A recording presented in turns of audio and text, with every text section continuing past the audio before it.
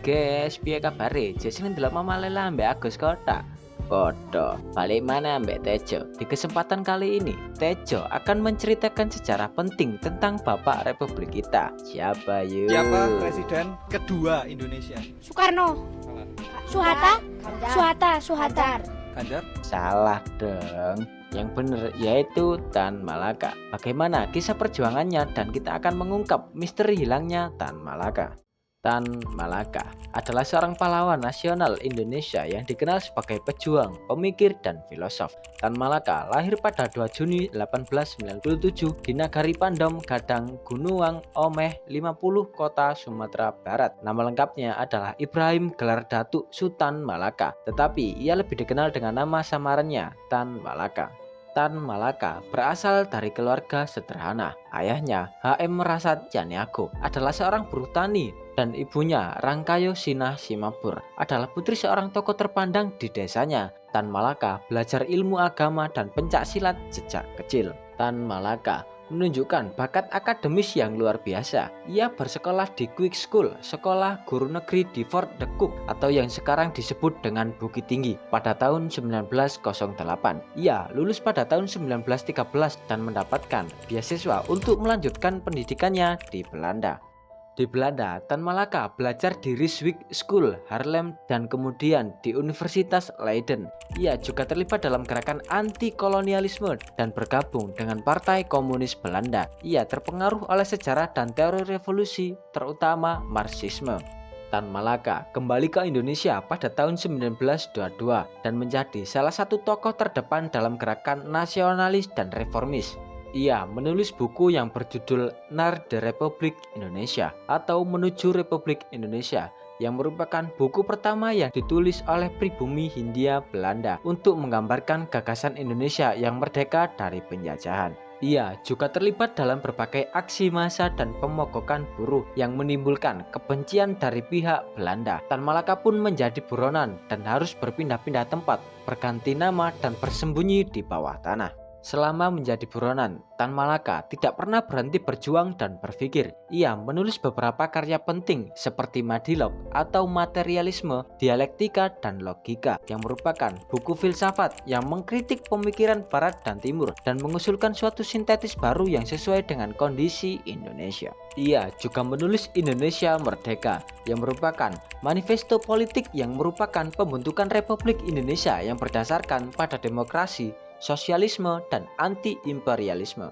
Pada masa pendudukan Jepang, Tan Malaka tetap aktif dalam gerakan perlawanan. Ia menjadi salah satu pendiri Persatuan Perjuangan, sebuah organisasi yang menentang kebijakan Jepang yang menindas rakyat Indonesia. Ia juga menjadi salah satu inisiator Pemuda Sosialis Indonesia, sebuah kelompok pemuda yang berideologi sosialis dan nasionalis. Pada bulan Agustus 1945, setelah Jepang menyerah kepada sekutu, Tan Malaka berperan penting dalam mendorong proklamasi kemerdekaan Indonesia. Ia juga menjadi salah satu 4 orang yang diusulkan oleh Presiden Soekarno untuk melanjutkan kepemimpinan Republik jika dirinya ditangkap atau dibunuh oleh musuh. Namun, perjuangan Tan Malaka tidak berakhir di situ. Ia masih harus menghadapi berbagai tantangan dan konflik, baik dari dalam maupun dari luar negeri. Ia mengkritik perjanjian-perjanjian yang dibuat oleh pemerintah Indonesia dengan Belanda, yang ia anggap sebagai pengkhianatan terhadap revolusi. Ia juga berselisih dengan PKI, yang ia anggap telah menyimpang dari Marxisme yang sejati. Tan Malaka atau Ibrahim Gelar Datuk Sutan Malaka adalah salah satu tokoh kontroversial Indonesia. Ia merupakan tokoh sayap kiri dan juga pejuang kemerdekaan Indonesia. Sepak terjangnya dalam kemerdekaan Republik ini membuatnya disebut-sebut sebagai Che Guevara-nya Indonesia. Sayangnya tak banyak yang mengenal sosok satu ini, sehingga ia dianggap sebagai bapak Republik yang terlupakan. Perkenalannya dengan paham sosialisme dan komunisme berawal saat dirinya seringkali membaca buku-buku karya Karl Marx, Friedrich Engels, hingga Vladimir Lenin. Pasca jatuhnya dinasti Romanov Tsar Nicholas II yang diikuti pembunuhan keluarga kerajaan yang kemudian disusul dengan Revolusi Oktober atau Revolusi Rusia pada Oktober 1917. Tan Malaka adalah sosok yang gigih berjuang bagi kemerdekaan Indonesia. Pun ketika negeri ini telah merdeka, namun Datuk mengambil jalan perjuangan yang berbeda dengan Soekarno dan Hatta.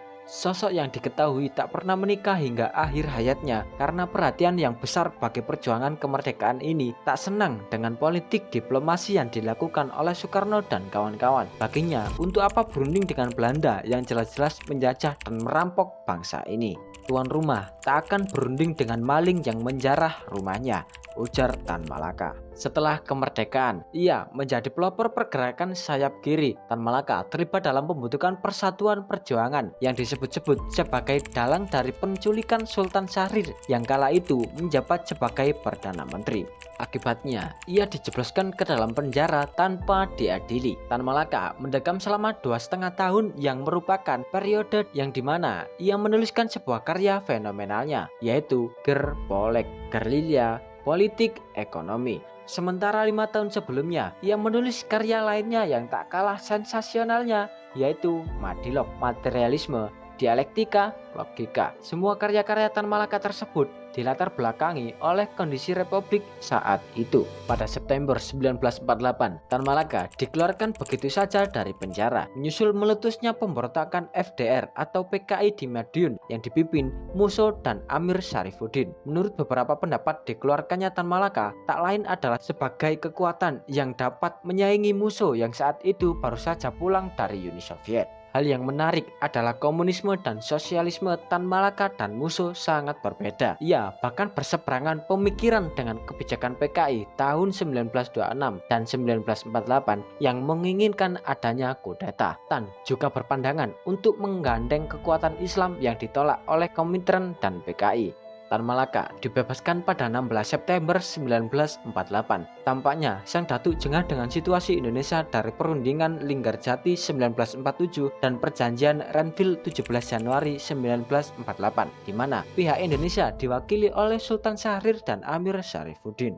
Begitu keluar dari penjara dan setelah pembubaran PKI Madiun pada 1948 yang kemudian dilarang pemerintah, Tan kemudian menggagas sebuah partai baru yaitu Murba, Musyawarah Rakyat Banyak, pada 7 November 1948 di Yogyakarta. Partai ini berasaskan pada antifasisme, anti-kapitalisme, dan anti-imperialisme. Tan Malaka sendiri enggan untuk menjadi pemimpin partai. Usai kongres pendirian Partai Murba ini, Tan segera memutuskan untuk segera melakukan pergerakan. Yogyakarta yang saat itu menjadi ibu kota dirasa tidak aman karena bahaya penangkapan pemerintah dan terjadinya pendudukan Belanda. Tan selalu mengarahkan tujuannya ke Jawa Barat. Namun di daerah ini Darul Islam sangat aktif. Tan lalu memutuskan untuk melakukan pergerakannya ke Jawa Timur yang dianggap aman bagi pergerakan kiri kala itu. Selain itu juga, rupanya ada jaminan keamanan dari Komandan Divisi Sungkono dan tawaran bantuan dari Komandan Batalion Sabarudin di Jawa Timur. Maka berangkatlah Tan Malaka bersama dengan para pengikutnya ke Kediri pada 12 November 1948. Akhir November 1948, Tan Malaka menuju Kediri dan mengumpulkan sisa-sisa pasukannya yang masih ada. Tan kemudian membentuk gerilya pembela proklamasi. Tan mengecam politik diplomasi ala Soekarno-Hatta dan menyebut dirinya sebagai pemimpin dari revolusi Indonesia. Sepak terjang dan propaganda Tan Malaka kemudian dianggap sebagai ancaman besar bagi kedaulatan negara. Kemudian diputuskanlah gerakannya harus dihentikan. Tan Malaka yang berpindah-pindah tempat dan markas akhirnya disergap oleh TRI yang sekarang menjadi TNI di kawasan Pace, Jawa Timur. Namun pasukan TRI urung menangkap Tan Malaka dan pengikutnya. Mereka ditarik mundur lantaran akan menghalau pasukan Belanda. Tan beserta 60 orang pengikutnya kemudian dibebaskan. Tan Malaka bersama pengikutnya kemudian melarikan diri ke daerah selatan Jawa Timur. Naasnya, di tengah perjalanan mereka ditembaki oleh kelompok bersenjata, rombongan Tan kocar-kacir, dan kemudian Tan memutuskan untuk membagi rombongan demi keamanan. Tan bersama 4 pengikutnya kemudian berjalan ke daerah Tulungagung. Heri Apose dalam bukunya menuturkan bahwa Tan Malaka dibunuh dengan cara ditembak. Hal ini sesuai dengan kesaksian seorang pengawal Tan yang bernama Soekarna. Soekarna sendiri berhasil melarikan diri dan menceritakan kisahnya pada Jamaluddin Tamim, seorang pengikut Tan saat di Bangkok. Dalam perjalanannya menyelusuri lereng Gunung Wilis di Selepanggung Kediri itulah Tan Malaka ditangkap oleh Letnan II Sukoco dari Batalion Sikatan Divisi Brawijaya. Tan Malaka dieksekusi mati pada 21 Februari 1949 oleh Suradi Tekebek yang merupakan orang yang ditugasi oleh Sukoco. Setelah peristiwa penembakan itu, ada perjanjian antara Sukoco dan Surahmat untuk merahasiakan tentang kematian Tan Malaka. Kematian Tan Malaka tanpa laporan apapun. Jasadnya kemudian dimakamkan di tengah hutan di dekat markas Sukoco. Hilangnya Tan Malaka dan kematiannya misterius hingga puluhan tahun lamanya. Harry Pose berhasil menemukan makam Tan Malaka di Selopanggung. Sekelompok dokter ahli forensik dari Universitas Indonesia pernah mengambil sampel DNA dari keluarga Tan, namun hasilnya masih belum dapat dipastikan 100%. Harry Pose sendiri sangat yakin bahwa kuburan di Selopanggung itu adalah tempat peristirahatan terakhir Tan Malaka. Pada 21 Februari 2017, jenazah Tan Malaka secara simbolis dipindahkan dari Kediri ke Sumatera Barat, tanah kelahiran Datuk. Hal ini dilakukan dengan cara membawa tanah dari pekuburan Tan Malaka setelah pihak keluarga besar Tan Malaka dan kelompok dari Tan Malaka Institute gagal membawa jenazah secara utuh. Misteri hilangnya Tan Malaka adalah salah satu contoh dari bagaimana sejarah bisa ditulis dan ditafsirkan dengan berbagai cara, tergantung pada sudut pandang dan kepentingan yang terlibat. Tan Malaka adalah salah satu tokoh yang paling berjasa, namun juga paling terlupakan dalam sejarah Indonesia. Ia adalah seorang pejuang, pemikir, dan filosof yang gigih dan visioner. Ia adalah seorang nasionalis, sosialis, dan anti-imperialis yang konsisten dan radikal. Ia adalah seorang bapak republik yang jejaknya sempat dihapus, namun kini mulai dihargai dan diakui. Ia adalah Tan Malaka, Bapak Madilog yang patut kita kenang dan teladani. Mungkin segitu saja pembahasan kita kali ini. Semoga kita bisa mengenang jasa para pahlawan yang telah gugur. Dan see you next time. Adios.